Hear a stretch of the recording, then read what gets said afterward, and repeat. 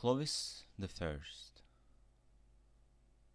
king of the Franks and ruler of much of Gaul from 481 to 511, a key period during the transformation of the Roman Empire into Europe. His dynasty, the Merovingians, survived more than 200 years until the rise of the Carolingians in the 8th century.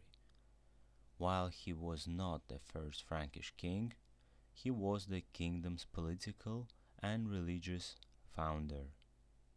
Clovis was the son of the pagan Frankish king Childeric and the Thuringian queen Basina.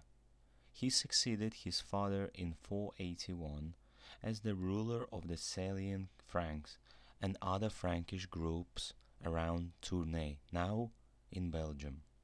Although the chronology of his reign is imprecise, it is certain that by the time of his death in 511 he had consolidated the Franks and expanded his influence and rule to include the Roman province of Belgica Secunda in 486 and the territories of the Alemanni in 496, the Burgundians in 500, and Visigoths in 507.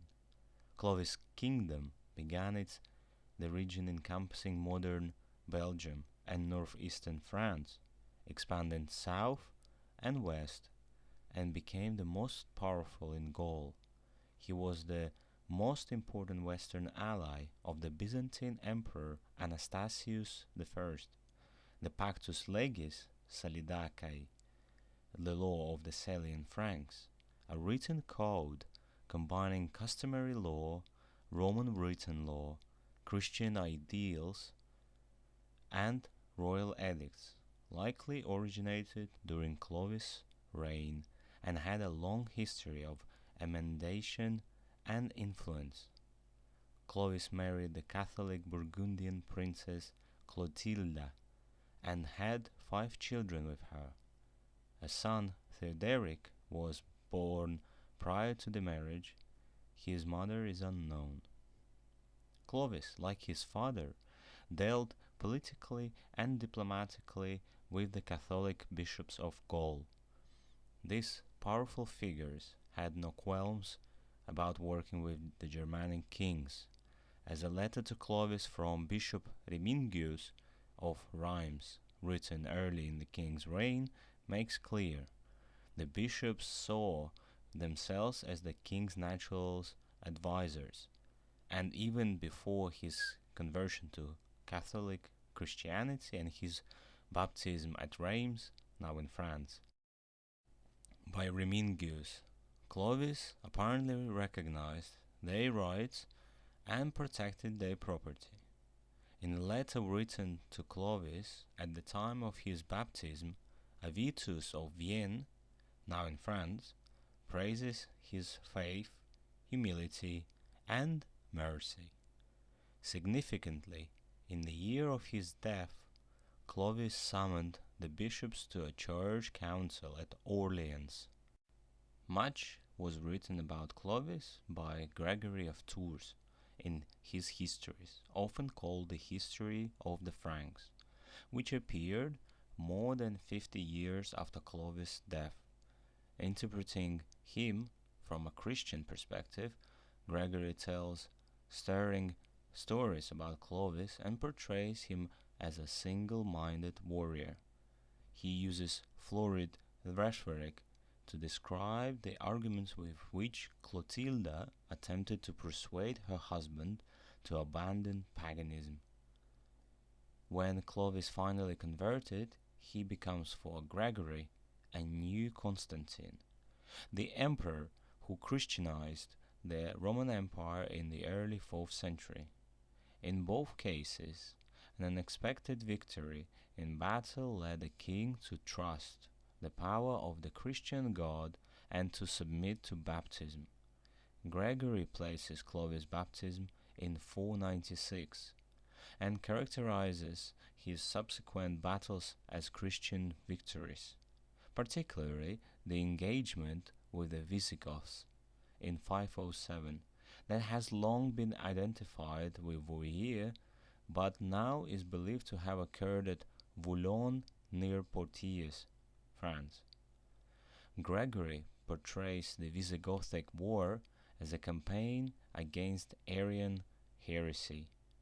His account indicates that prior to the battle, Clovis gave gifts to the church and made appeals to Saint Martin of Tours, for which he was rewarded with victory, blessed with miracles, and honored with imperial consulship by Anastasius I of Byzantium.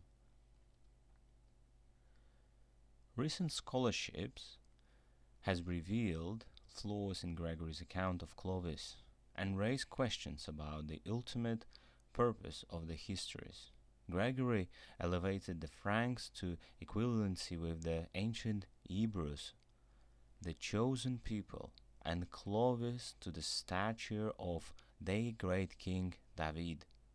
Even more important, he held Clovis up as a model for his own contemporary Frankish kings, Clovis' grandsons. In Gregory's estimation, unlike their grandfather, they did not maintain unity and peace within the kingdom, nor adequately respect the advice of bishops.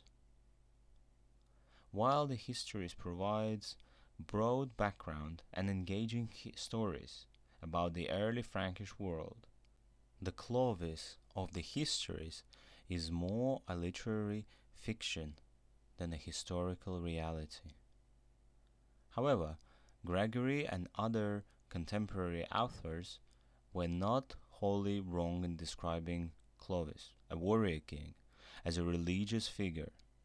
His life illustrates a crucial series of ideological and cultural transformations that took place throughout the Western Roman Empire as it gave way to Germanic kingdoms.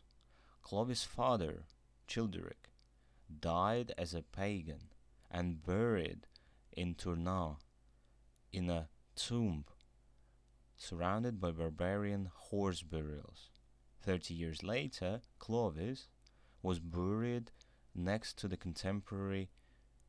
his contemporary Saint Genevieve in the Church of the Holy Apostles that he built in Paris, and he was joined years later by his wife, Saint Clotilda.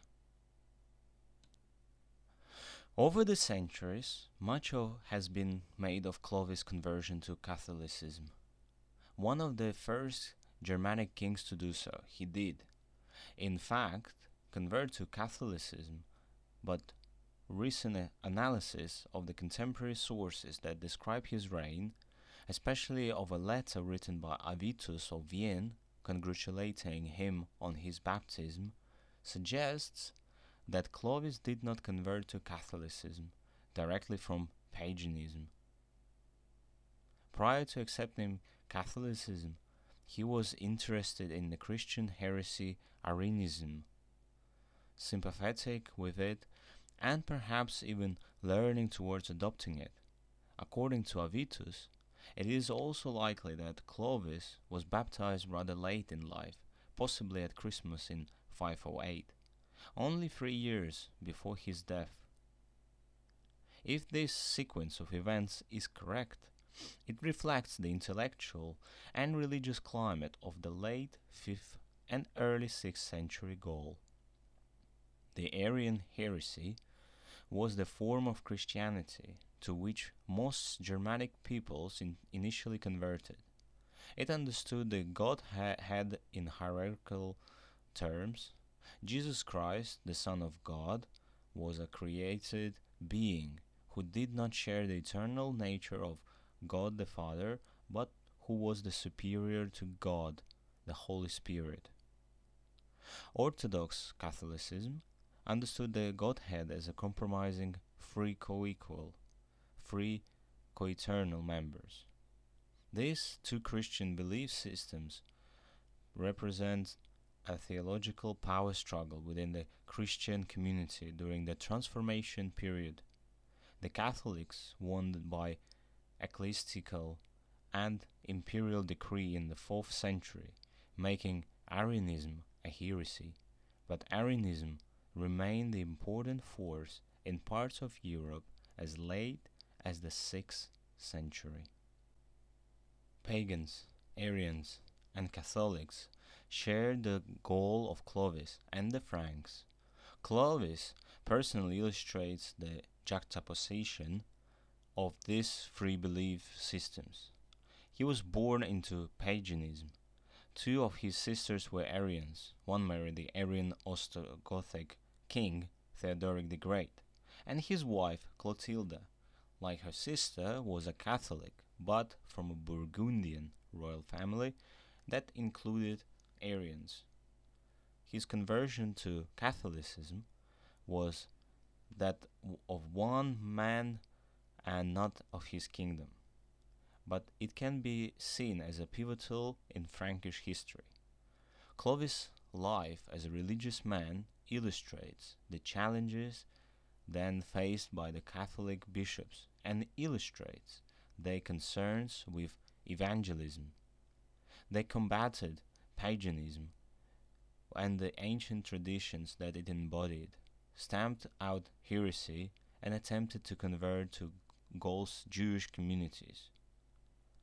The powerful advocacy of Catholicism that resonated in Gregory's histories is, perhaps, a response to the difficulty of conversions of those like Clovis, who was not baptized until at least 15 years into his reign. This advocacy may also reflect a deep-seated communal memory of a religious diverse kingdom and a daunting task of converting it. Upon Clovis' death, he divided his kingdom among his 4 surviving sons.